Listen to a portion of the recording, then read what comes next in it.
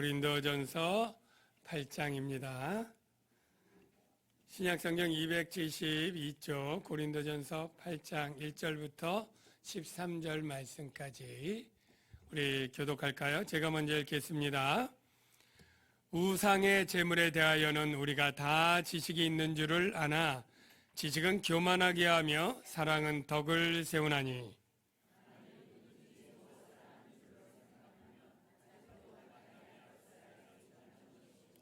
또 누구든지 하나님을 사랑하면 그 사람은 하나님도 알아주시느니라.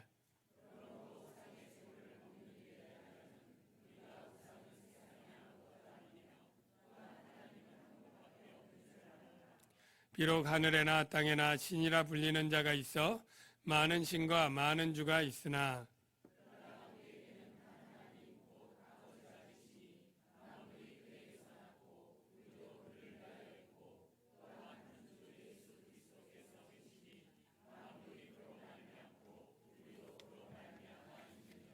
그러나 이 지식은 모든 사람에게 있는 것이 아니므로 어떤 이들은 지금까지 우상에 대한 습관이 있어 우상의 제물로 알고 먹는 거로 그들의 양심이 약하여지고 더러워지느니라.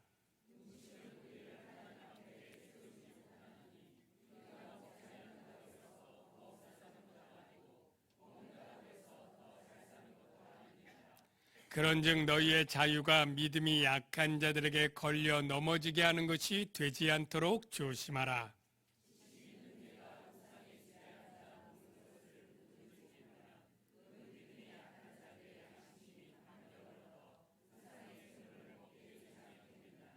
그러면 내 지식으로 그 믿음이 약한 자가 멸망하나니 그는 그리스도께서 위하여 죽으신 형제라.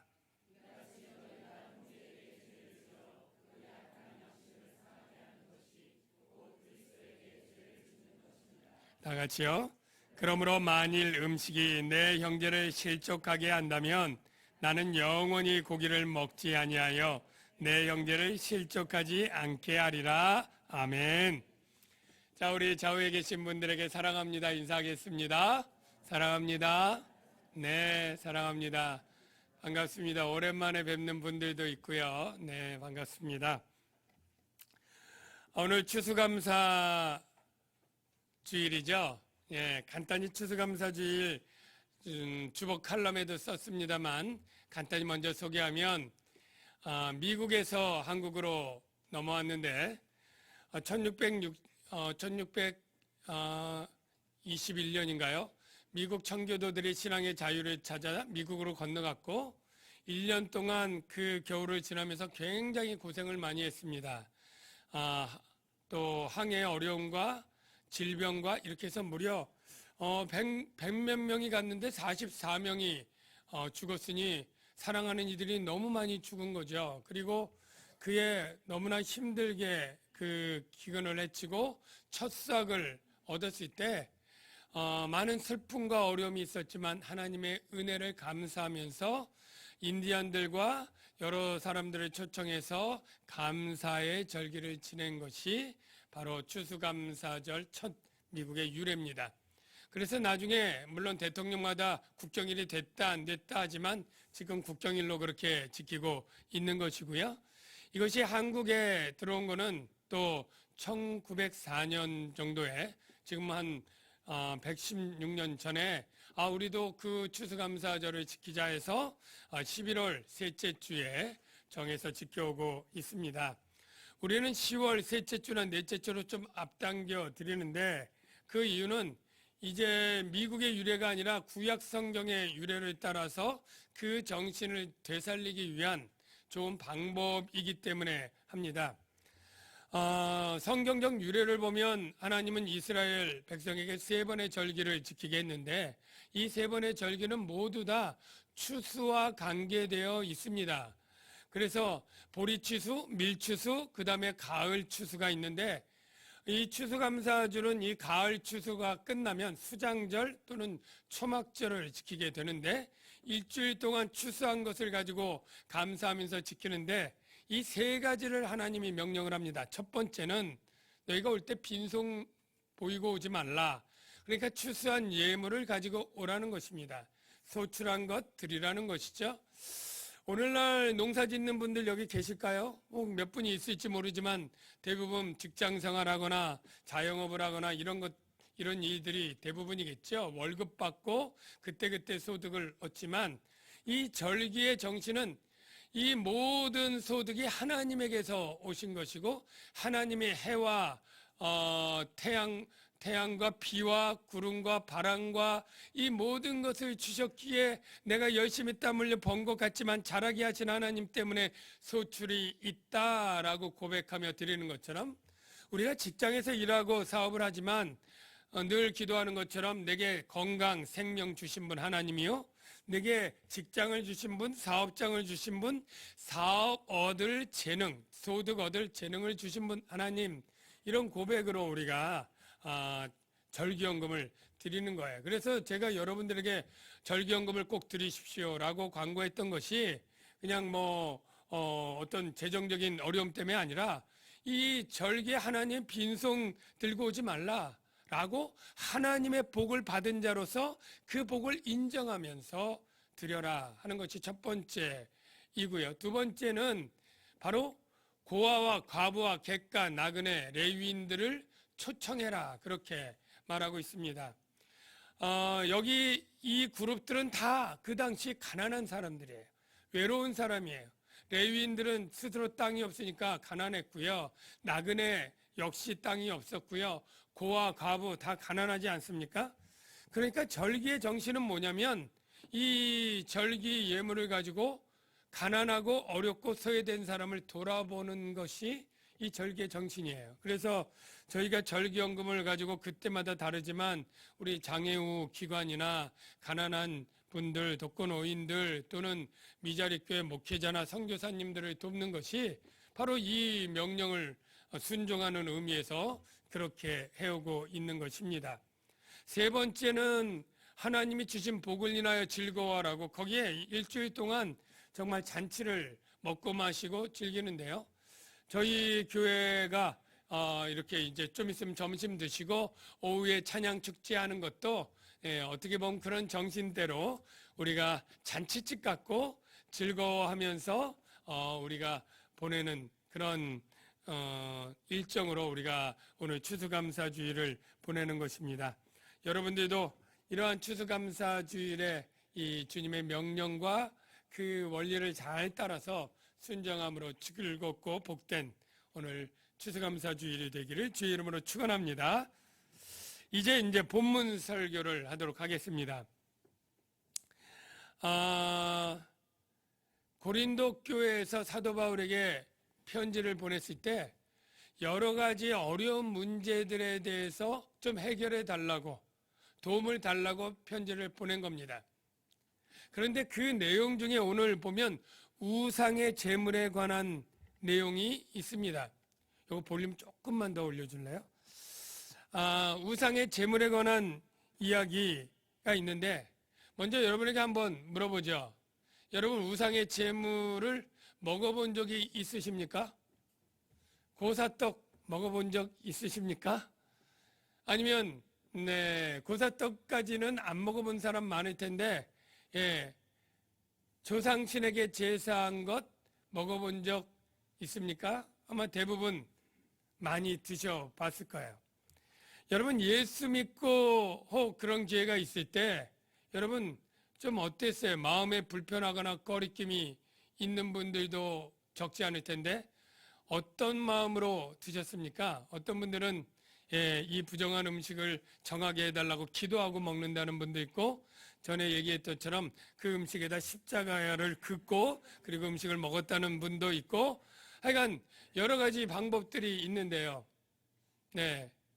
여러분 어떻습니까? 그거 먹을 때 어떤 거리낌이 있으셨나요? 오늘 바로 우상의 제물을 먹느냐 마느냐에 관한 문제가 이 고린도 교회에 있었습니다.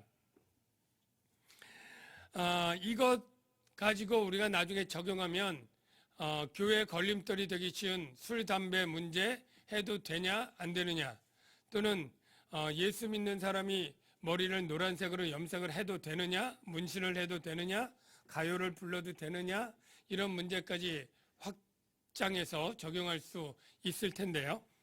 먼저 이 본문의 상황을 좀 먼저 설명을 드리겠습니다. 고린도시에는 우상 신전이 많을까요? 적을까요? 굉장히 많습니다. 몇 개나 될까요? 12개나 된다고 기록되어 있습니다. 대표적인 그 우상이 굉장히 음란했던 아프로디테 여신 이 신전이 고린도 언덕의 중앙에 있는 제일 높은 데에 있었고, 우리가 또 아는 아폴로 신전도 고린도에 있었고, 그리고 뱀을 숭배하는데 이 뱀이 아스클레피우스 신전이라고, 이 뱀이 뱀 도구로 치료하는지 어떤지 몰라도 의술의 신으로 그렇게 아주 유명한 신전이 있었습니다. 이 신전에서 제사를 드리면 이 제물들이 있는데, 이 제물은 원래는 제사장 몫이지만 이 제물들을 먹는 게 이게 얼마나 많습니까? 소 한 마리 나오면 그거 얼마나 두고 먹어야 됩니까? 그러니까 다 먹지 못하니까 대부분은 시장에 내다 팔게 되겠죠. 그러니까 고린도 시민 중에 그리스도인들이 고기 좀 먹고 싶어서 이 시장 정육점에 갔는데 이 고기가 그냥 먹기 위한 식용으로 도축된 소고기인지, 아니면 우상의 신전에서 제물로 드렸다가 나머지가 시장에 유통되는 것인지 알 수가 없겠죠. 그러니까 고기를 먹어야 되는지 말아야 되는지 고민이 생기기도 했고요. 요거는 조금 사소한 문제고, 오늘 본문의 중요한 것은 신전에서 잔치가 벌어지는 일이 굉장히 많았고, 이 잔치 음식을 고린도 교인들 가운데 먹을 일들이 많다는 거예요. 여러분, 이 고린도에는 옛날에 보면 길드라고 하는 동종업계의 조직이 있어요.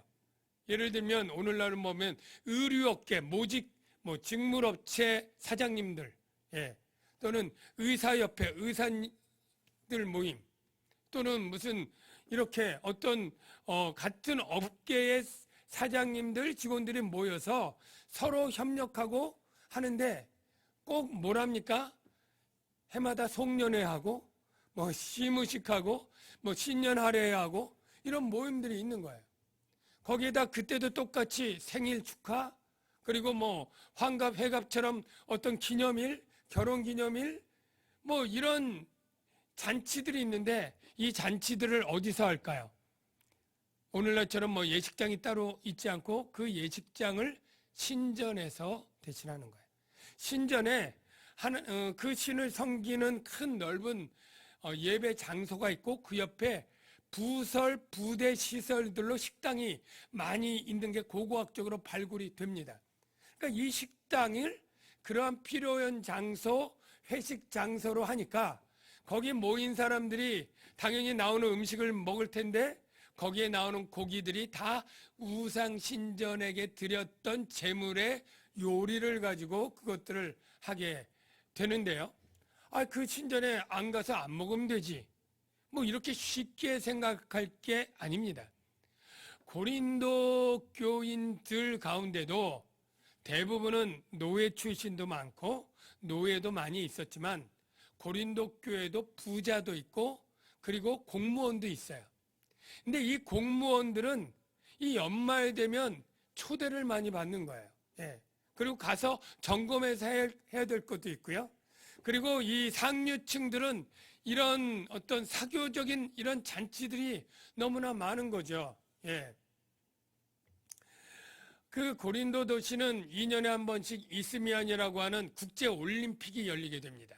그 올림픽이 끝나면 거기에 유지들 어떤 공로자들이 꼭 이 주요 인사들을 초청해서 신전에서 잔치를 하고 음식을 베풀어요. 그러니까 고린도 교회 내에서도 상류층이고 부유층이 있고, 그리고 지식층들은 다 여기에 해당돼서 이 신전에 가서 이 먹을 일이 너무나 많은데, 여러분도 알겠지만 신전에 가서 축하했는데 음식 차려놨는데 나는 신앙 때문에 안 먹습니다. 이러면 이 음식 차려준 주인에게 결례고 무례가 되는 거죠. 그러니까 너무 고민이 빠지게 되는데, 바로 이 복음을 듣게 되니까 이 복음은 사실은 율법에 부정한 것, 정한 것 이런 것들로부터 복음이 자유케 하지 않았습니까? 여러분 주의 영이 계신 곳에는 뭐가 있다? 자유함이 있다. 이 자유함은 죄와 사망에서의 자유함이 먼저지만 율법과 문자에서도 자유함을 주는 것입니다. 구약 시대는 율법을 지켜야 의롭게 되고 구원을 받을 수 있어요. 그래서 정한 음식, 부정한 음식 이걸 가려서 골라서 먹어야 하나님께 가까이 나아갈 수 있고 정한 자가 되었지만 예수 그리스도의 십자가의 구속 이후에 정한 음식, 부정한 음식이 있습니까? 없습니까? 없는 거예요. 많은 규례에도 자유함을 얻고 음식에도 자유함이 있는 거예요. 그런데 이 안디옥 교회에서 이 문제가 한번 터졌습니다.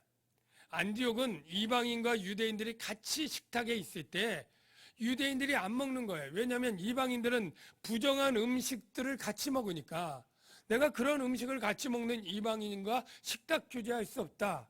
이런 문제가 생겨서 이게 사도 베드로와 바울의 갈등이 됐고 예루살렘에서 회의를 했습니다. 그게 고린도 교회가 세워지기도 전인 48년, 49년도의 일이에요. 그런데 그때 결정이 뭐냐면 이방인들을 이게 네 가지를 금하게 했는데 음행과 우상의 제물과 목매어 죽인 것과 피를 금하는 것과 이걸 상가라고 얘기를 했습니다. 예. 그런데 사도 바울이 그 회의가 결정이 되고 1, 2년 후에 고린도에 가서 고린도 교회를 개척할 때 그 우상의 제물을 금하라는 말을 했을까요? 안 했을까요? 안 했다고 보는 거예요. 왜 안 했느냐 하면 사도 바울은 안디옥 교회는 유대인과 이방인들이 같이 있으니까 이 음식, 우상의 제물 때문에 갈등이 있고 나눠지니까 이것을 논의해서 결정할 필요가 있지만 이 고린도인들은 다 이방인들이에요. 대부분이. 그러니까 우상의 제물을 먹어야 된다, 안 먹어야 된다 이것이 그렇게 중요한 이슈가 아니었던 거예요. 그래서 그냥 1년 6개월 개척하고 나왔는데 그 후에 누가 갑니까? 아볼로가 가잖아요. 헬라 철학적 사상 가르쳐져서 아볼로파가 생겼고 좀 이따 누가 갑니까? 게바가 가요. 게바는 베드로인데 이 베드로는 바로 유대 출신일 뿐 아니라 이런 유대 전통을 굉장히 중시해서 바울과 좀 논쟁을 겪었던 사람이잖아요. 그는 우상의 제물을 먹지 말라고 한 이 공회 결정을 아마 그들에게 가르쳤을 것이고 그 고린도 교회 게바파는 아마 베드로를 가장 추종하니까 베드로의 말씀대로 우상의 제물을 안 먹어야 된다라고 하는 그러한 주장을 했던 사람일 거예요. 그러니까 고린도 교회가 지금 지식이 있는 엘리트층이 음식을 아무거나 먹어도 상관없다라고 주장하는 사람들과 또 게바파를 중심으로 믿음이 약한 자들은 우상의 제물은 절대 먹어서는 안 된다라고 하는 이런 갈등이 생기니까 이 지식인들이 사도 바울에게 편지를 보낼 때 지금 우리가 이렇게 우상의 제물을 먹느냐 마느냐로 갈등이 있고 문제가 있는데 이게 지식이 없는 저들 때문에 이런 일이 벌어지니까 좀 잘 좀 지식적으로 얘기해서 이것 좀 문제를 해결할 수 있도록 한 가지로 뜻이 정해지도록 좀 해 주십시오 라고 편지를 보냈다고 보여집니다. 일단 이 이야기를 가지고 이제 바울이 설명을 하는 게 8장인데 사실은 이 8장부터 10장까지 우상의 제물에 대해서 이야기를 할 거예요. 9장은 이게 삽입된 것 같지만 다 같은 이야기인데 이제 이 석 장에 걸쳐서 우상의 제물 얘기를 하게 될 텐데 왜 이렇게 이걸 길게 하느냐? 길게 한다는 건 무슨 뜻이겠어요? 그만큼 중요하다. 그만큼 민감한 이슈다 라는 것입니다.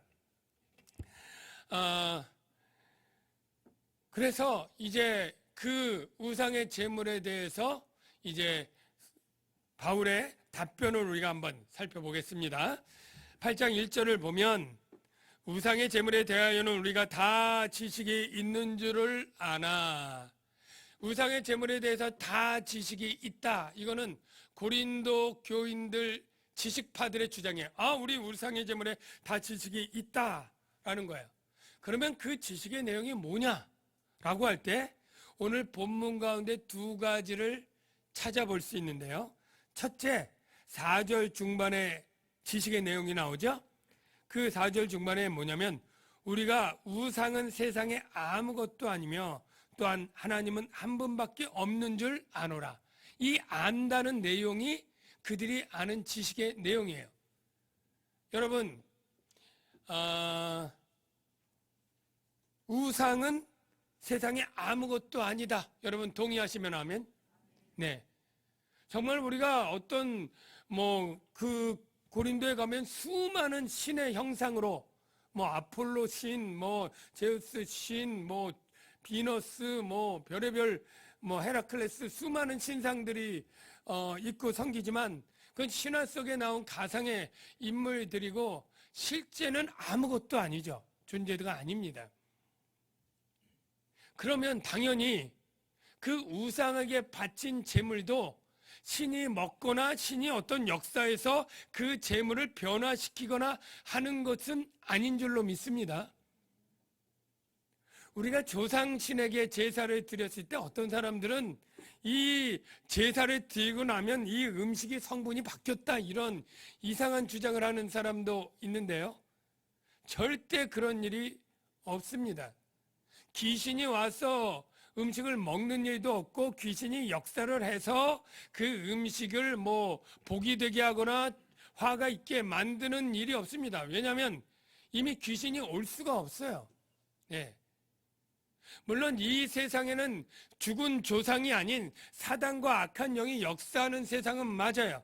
그래서 그런 이상한 말도 안 되는 거짓에 속아서 우리 인생을 파괴하고 망치려고 한다는 것은 이해가 되지만 우리가 실제 제사하는 할아버지, 증조할아버지 그 홀령이 와가지고 떡을 먹고 복을 주느니 그걸 어떻게 만드니 이런 것들은 다 지어낸 얘기고 거짓이라는 걸 여러분 분명히 아시기를 바랍니다.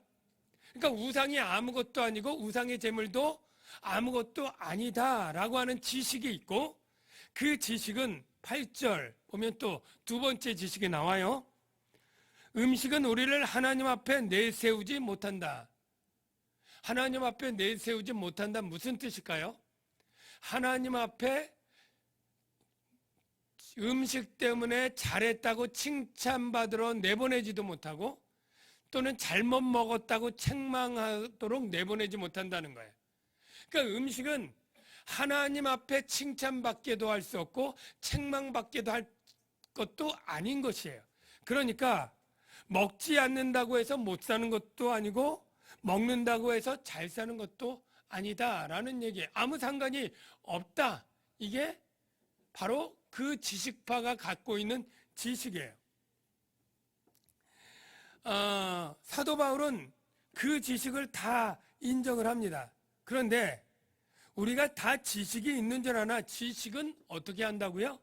교만하게 한다. 이 교만하게 한다는 것은 부풀리다라고 하는 단어에서 나왔는데 뭐가 부풀려요? 예, 우리가 교만한 사람, 붕 뜬 사람 허파에 바람 들어간다 그러죠. 그런 표현과 비슷합니다. 괜히 이 지식으로 붕 떠가지고 이 지식으로 경거망동을 하게 만드는 거예요. 예. 그러나 사랑은 오히려 덕을 세운다. 이 덕을 세운다라는 말도 모호한데 덕을 세운다는 교회를 믿음으로 세운다 이렇게 이해를 하는 게 가장 올바른 이해예요. 덕을 세운다, 교회가 믿음이 견고해지고 성숙하도록 세워 올린다 그런 뜻이에요. 그러니까 지금 우상의 제물을 푸는 키워드가 뭐냐면 지식이 아니라 사랑으로 푼다라고 하는 바울의 이런 전제를 우리가 알 수 있는 거예요. 그래서 만일 누구든지 무엇을 아는 줄로 생각하면 지식이 있다고 자랑하면 그럼 마땅히 알 것을 알지 못하는 것이요. 왜냐하면 사도 바울에게 있어서 마땅히 알아야 될 것은 단순히 이런 지식 조각이 몇 개가 아니고 정말로 알아야 될 것은 하나님에 대한 지식이고 하나님을 사랑하는 지식이어야 되는 거예요. 그래서 마땅히 알 것을 알지 못하는 것이요, 또 누구든지 하나님을 사랑하면, 사랑하는 성도 여러분, 인간의 가장 중요한 본분은 무엇입니까? 바로 하나님을 위하고 하나님을 영화롭게 하는 건데, 다른 말로 하면 하나님을 힘써 사랑하는 거예요. 예. 우리 신명기에 보면 하나님의 말씀이 무엇입니까? 너는 마음을 다하고 성품을 다하고 힘을 다하여 내 하나님 여호와를 사랑하라. 예. 그러니까 우리가 가장 중요하게 아는 것은 반드시 하나님을 사랑하는 것과 더불어 생긴 지식이지, 그냥 지식만으로는 교만하게 하고 교회를 오히려 무너지게 할 수 있고, 마땅히 알 것을 알지 못하는 것이고, 하나님을 사랑하는 그 지식이 참된 지식이다 라고 말하고요.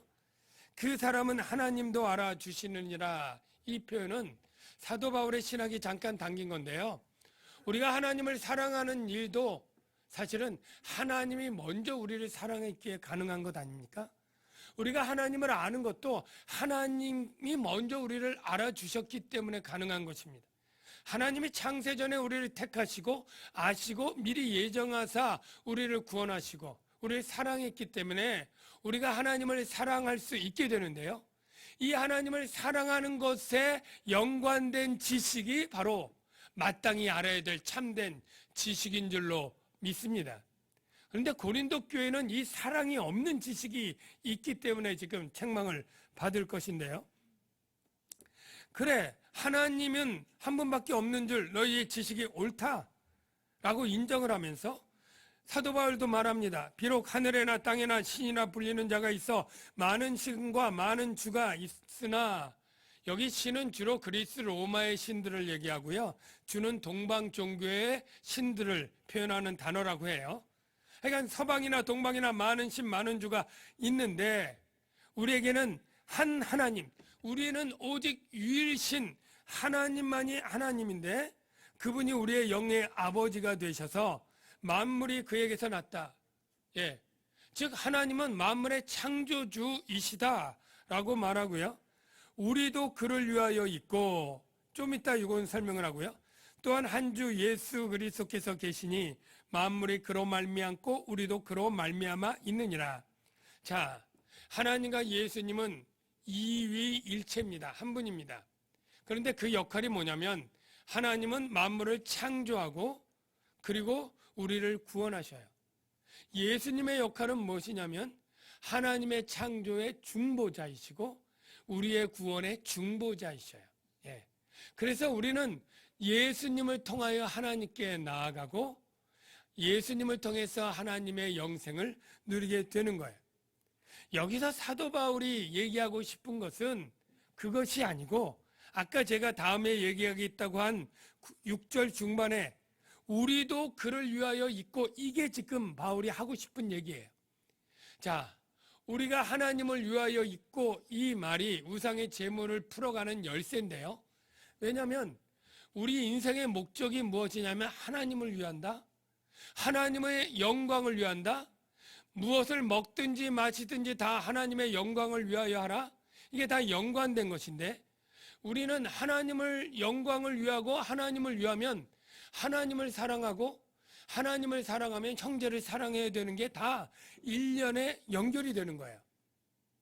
자, 근데 우상의 재물을 먹는 것은 죄가 아니다 라고 말하지만, 우상의 재물을 먹음으로 형제 사랑을 못하게 되거나 형제를 망하게 하는 죄를 지을 수 있다라는 걸 지금 얘기를 하려고 하는 거예요. 그 예가 7절입니다. 자, 보십시오. 우리가 우상이 아무것도 아니고 우상의 재물도 아무것도 아니니까 음식을 먹어도 된다라고 하는 그 지식은 모든 사람에게 있는 것이 아니고, 어떤 이들에게는 지금까지 우상에 대한 습관이 있어 우상의 제물로 알고 먹는 고로. 이 말이 무슨 말이냐면, 고린도 교회가 5년 됐는데 상류층이나 지식파나 이런 사람들은 지식이 있어요. 우상의 제물 아무것도 아니야, 우상도 아무것도 아니야. 그런데 고린도 교회 초신자들이 있을 거 아니에요. 언제든지 이제 예수 믿은 지 1년도 안 된, 아니 곧 예수 믿은 이방인들이 있을 거 아니에요. 이들은 자 가정해 봅시다. 나이 40에 복음을 듣고 고린도인으로 살다가 예수를 믿었다고 칩시다. 그럼 40대까지 어려서부터는 어떤 신앙생활을 했어요? 1년에 여러 번씩 신전에 가서 제사 드리고 이방의 각양 신들을 빌고 기도하고 병 낫게 해달라고 사업 잘 되게 해달라고 그리고 이런 것들을 빌면서 40년을 지낸 거 아니에요. 그리고 이제 복음을 듣고 예수 믿기 시작했는데 우상은 아무것도 아니야 능력이 없는 거야 들었지만 자기가 수십 년 동안 믿었던 게 금방 하루아침에 잊어버려져요? 그게 안 되는 거예요. 아직도 우상이 능력 있고 신이 있고 이게 자꾸 두려워지는데 이방 신전에 가서 우상의 제물을 먹으면 우리가 손이 한국적 표현으로 귀신 탄 음식 아니에요. 예. 그러니까 이 부정한 음식을 먹으면 안 되는데 하고 먹었다가는 나중에 양심이 상하여지고 더러워지는 죄책감과 두려움으로 그 마음이 죄를 졌다 이렇게 두려워지는 거예요. 예. 그래서 지금 고린도 교회 음식을 먹어도 된다고 하는 지식파 엘리트 자들에게 9절에 이렇게 말합니다. 9절을 보십시오. 그런즉 너희의 자유가 모든 음식을 먹을 수 있다는 지식으로 말미암는 자유가 믿음이 약한 자들, 약한 그리스도인들에게 걸려 넘어지게 하는 것이 되지 않도록 조심해라. 이렇게 얘기를 합니다. 더 구체적인 예를 들어볼게요. 10절을 보십시오.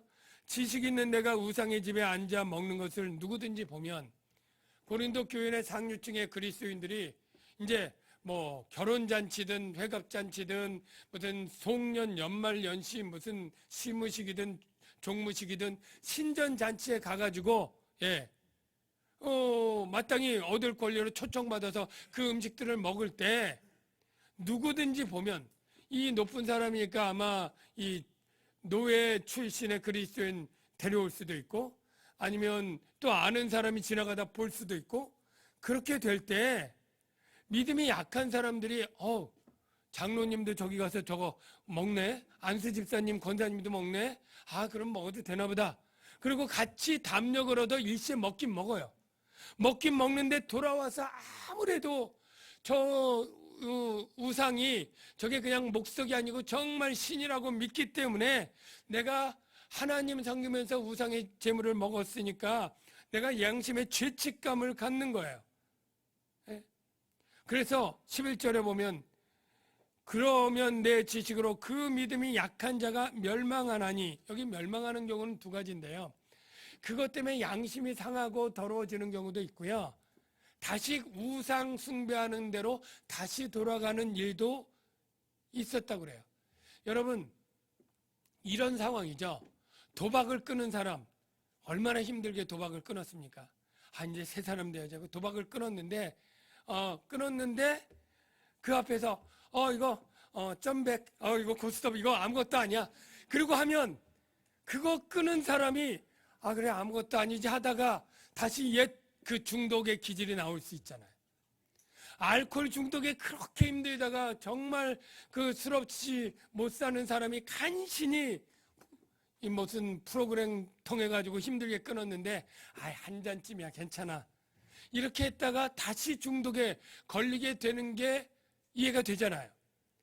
마치 이겁니다. 40년 동안 우상 신전에 다니면서 했던 사람이 간신히 예수 믿고 하나님 섬기기로 끊었는데 우상 신전에서 음식 먹는 거 그거 괜찮아 해가지고 따라서 뭐 장로님 권사님 이렇게 먹는데 먹었다가 그냥 다시 그쪽 옛 습관으로 빠져서 멸망하게 될 수 있지 않느냐라는 거예요. 그렇게 될 때 11절 그는 그리스도께서 위하여 죽으신 형제라. 고린도의 이 지식파는 상류층이에요. 부유층이에요. 약한 자는 지식도 없을 뿐더러 노예나 가난한 사람들이에요. 그러니까 흔히 그 사람들을 멸시하고 무시하는 분위기에서 그가 뭐 자기 지식 없어서 시험 들어서 멸망한 걸 뭔 내 책임이야? 라고 말할 게 아니라 그렇게 가난하고 연약하고 무식한 그 사람은 그리스도가 목숨 바쳐 구원한 사람이다. 얼마나 존귀한 사람이냐 라고 말하고, 심지어 그는 너의 형제다 라고 얘기하면서, 우리가 지식이 있고 지식으로 자유를 또는 권리를 쓸 수 있지만 그것이 그 형제를 멸망하게 한다면 그 자유를 그대로 쓰는 게 과연 옳으냐 라고 묻는 거예요. 형제에게 죄를 짓는 것은 12절 또한 그리스도에게 죄를 짓는 것이다. 우리가 하나님을 위하여 살아야 된다고 했죠. 하나님의 영광을 위하여 사는 우리가 하나님께 죄를 지어서 어찌 하나님을 위한다고 할 수 있겠느냐라고 바울은 반문하는 것입니다. 그리고 바울은 마지막으로 결론적으로, 그러므로 만일 음식이 내 형제를 실족하게 한다면 나는 영원히 고기를 먹지 아니하여 내 형제를 실족하지 않게 하리라. 사도 바울은 지식이 있습니다. 그래서 아무 음식이나 먹을 자유와 권리를 가진 사람이에요. 그러나 그 지식과 자유가 있다고 하지만 만에 하나 내 형제를 실족할 가능성이 있다면 나는 신전에 가서 안 먹을 뿐더러 집에 몰래 와서 먹는 고기, 이 시장에서 산 고기까지 먹지 않겠다라고 아주 얘기를 하고 있는 것이죠. 사랑하는 성도 여러분, 그리스도인이 복음 안에서 많은 자유를 누릴 수 있는 건 맞습니다. 그 자유 때문에 여러 가지가 가능하고 누릴 수 있어요. 그러나 그 자유를 아직 지식이 없는 자들을 위해서는 스스로 한계를 정하고 절제하고 포기하는 것, 이게 바로 하나님 사랑, 형제 사랑의 원리에서 그것을 봐야 된다는 거예요. 그럼 제가 아까 얘기했던 제사 음식, 제가 여러분들이 고사떡이나 제사 음식 모든 지식이 있어 자유롭게 드실 수 있기를 바랍니다. 믿음대로. 그런데 만에 하나 같이 예수 처음 믿은 조카나 이걸 먹으면 큰일 나는 것으로 알고 아직 있는 그러한 약한 믿음의 사람이 있으면 그거 꼭 먹어야 되느냐? 그냥 안 먹고 그 사람 이 믿음 약한 자의 양심을 위해서 좀 참으면 안 되느냐? 지금 그렇게 얘기를 하고 있는 것입니다. 술, 담배 문제도 아까 하나님 사랑, 이웃 사랑의 개념에서 푸는 것이 맞습니다. 우리는 하나님을 영화롭게 하고 하나님을 사랑하고 이웃을 사랑하라고 하는 계명을 받았죠. 만일 우리 몸도 우리가 하나님의 영광을 돌리려면 건강해야 됩니다. 근데 이 담배가 우리의 몸을 상하게 하죠. 그러니까 이 하나님의 주신 몸을 하나님을 영광을 위해서 돌려야 되는 이 몸이 병들고 일찍 죽고 이렇게 된다면 하나님을 사랑하는 일에 방해가 되겠죠. 또한 간접 흡연을 당하는 사람들을 해를 끼치는 격이 되겠죠.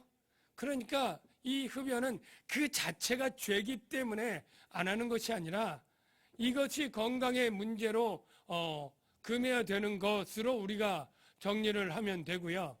술도 이제 물론 과음을 하면 알코올 중독에 걸리고 또 이 술이 죄의 통로가 되어서 음란이든 또는 폭력이든 이런 것들을 유발해서 남의 가정을 파괴하고 남을 해치게 되고 이런 일들은 사랑이 아니죠. 그런 의미에서 우리가 그것들을 금하는데 어떤 사람은 그런 질문을 하죠. 아니 그런 게 아니라 우리가 뭐 한 잔 정도는 우리의 위장이나 혈액순환에도 좋고 또 어떤 불가피하게 좋은 자리에서 뭐 건배해서 한 잔, 한 모금 정도 하는 것은 괜찮지 않습니까? 이렇게 묻는 경우가 있고 질문하는 경우가 있죠. 제가 그 대답을 제가 하기보다는 제 은사이신 총신대 은사였던 김세웅 교수님, 지금 풀로 신학대학원 신약학 교수이고 바울의 복음으로 세계적으로 아주 유명한 그러한 교수님의 글을 통해서 설명을 하면 그 교수님은 그런 것은 자유가 있다라고 이야기를 합니다. 그분은 그것이 죄가 되지 않기 때문에 하나님 사랑, 이웃 사랑의 해가 되지 않고 누구를 해치는 것이 아니고 건강이든 좋은 분위기 위해서 적은 정도의 그런 술 정도는 자유가 있다라고 얘기를 하는데, 만약 그것도 아까 얘기한 대로 그것도 아주 양심이 약해서 그것 하면 큰일 나게 생각하는 믿음 약한 성도가 있다면 그것도 포기하고 하지 말라라는 것이죠. 물론 그런 말은 안 했지만 정 먹고 싶으면 아무도 안 보는 집에서 혼자 몰래 조금 먹어라, 그런 뜻이 아마 담겨 있는지도 모르겠습니다만, 우리 그리스도인들은 자유가 있지만 중요한 것은 자유보다 그 사랑이 더 중요하다는 거예요. 예. 지식으로 나를 누리고 뭐든지 먹을 수 있고 행할 수 있는 자유가 있지만 나는 나 혼자 사는 삶이 아니라 약한 형제를 사랑하고 돌보는 책임을 가진 그리스도인으로서 그가 시험 들고 망할 그러한 것이 있으면 내 자유를 포기하고 절제하는 거예요. 여러분들 가운데 제가 까만색으로 머리 염색을 하고 와서 시험 들 사람이 아무도 없지만, 제가 노란색을 브릿지를 해갖고 오면 아마 목사님 이상하다고, 제가 어디에 문신을 해갖고 오면 시험 들 사람이 혹 있을지 모르겠어요. 제가 머리 색깔을 깜장 아니라 노란색으로 했다고 여러분에게 피해 주는 거 없죠? 뭐 여러분 덜 사랑하는 거나 이런 게 없을 거예요. 제가 가다가 대중가요를 듣는다고 해서 여러분을 덜 사랑하거나 하나님 사랑에 장애가 없을 거예요. 그런데 아직도 그러한 문화적 편견 가지고 믿음이 약한 사람이 있어서, 목사님이 찬송가만 들어야지 어떻게 대중가요를 들어? 아니에요, 목사님이 어떻게 노란색 염색을 할 수 있어? 이러면서 시험에 들 사람이 있을 거면 그게 별거 아닌 지식이 있어도 삼가고 절제하고 자유를 포기하겠다는 것이죠. 사랑하는 성도 여러분, 복음은 우리를 어떠한 율법이나 이러한 문자적에서 풀어냈지만 그 풀어내는 그러한 지식을 가지고 있는 사람도 그 자유와 권리를 사용할 때는 사랑의 원리 안에서 뭐든지 먹든지 마시든지 하나님의 영광을 위하여 하나님을 사랑하고 이웃을 사랑하는 그 원리 안에서 우리가 해야 된다라는 것을 여러분이 깨닫고 참된 바른 신앙생활을 하시는 여러분들 되시길 주의 이름으로 축원합니다.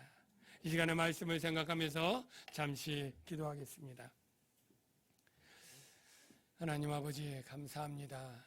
오늘 말씀을 통해서 우리에게 참 복음의 진리와 그리고 믿는 자의 자유가 무엇인지, 어떤 때 책임 있게 그것들을 해야 되는지 깨닫게 해주신 것 감사합니다.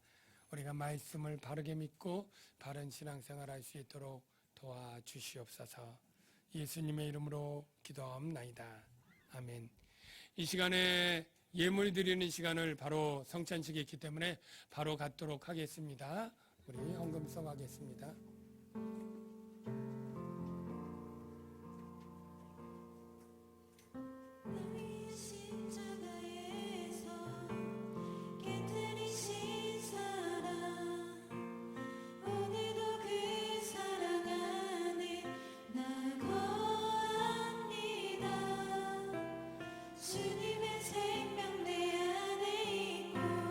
주님의 사랑 날 강권하니 나 오늘도 주께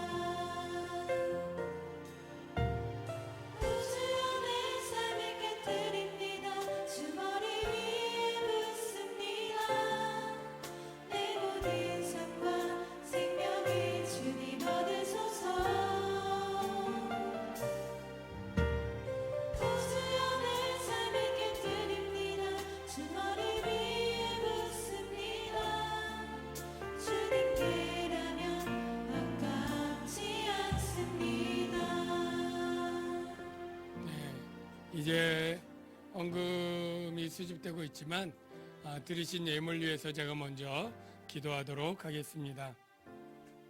하나님 아버지,